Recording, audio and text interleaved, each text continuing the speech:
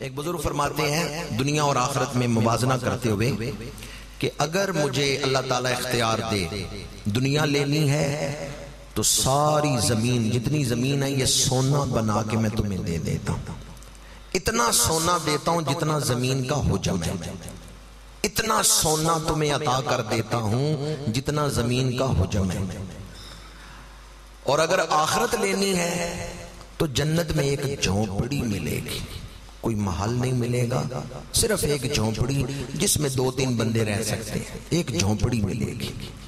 اب ان دونوں میں فیصلہ کر لو کہ تم کیا چیز چاہتے ہو۔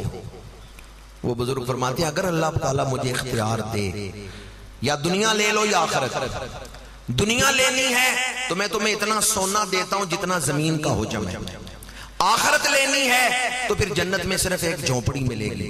وہ فرماتے ہیں میں دنیا چھوڑ دوں گا، جنت کی جھونپڑی ساری دنیا کے سونے سے افضل اور اعلیٰ ہے، کیونکہ دنیا مل بھی جائے آخر فنا ہونے والی ہے اور جنت کی نعمت کبھی زائل ہونے والی نہیں۔ اس لیے دل میں آخرت کی طلب پیدا کر، دنیا میں شہرت ملے نہ ملے، منصب ملے نہ ملے، نعمتیں ملے نہ ملے، دنیا میں میں اپنے نیک اعمال کا بدلہ نہیں چاہتا، میری خواہش یہ ہے میں جو اعمال کر رہا ہوں اس کا بدلہ اللہ مجھے قیامت کے دن عطا فرمائے۔ وَمَنْ أَرَادَ الْآخِرَةَ، اور جس نے آخرت کا ارادہ کیا، کیا کیا آخرت کا؟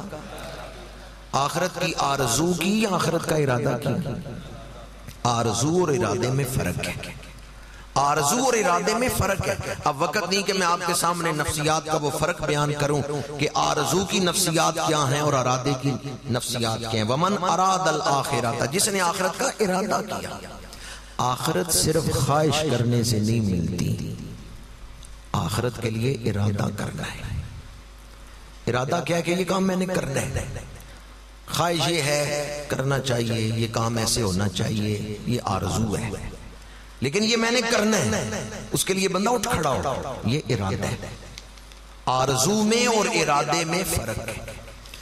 اچھا بندے نے ارادہ کر لیا ہے کہ میں نے آخرت کمانی ہے، کیا صرف اس ارادے سے ہی آخرت بن جائے گی؟ نہیں، آگے فرمایا وَسَعَى لَهَا سَعْيَهَا، اس نے پھر آخرت کے لیے پوری کوشش کی، جتنی کوشش وہ کر سکتا تھا۔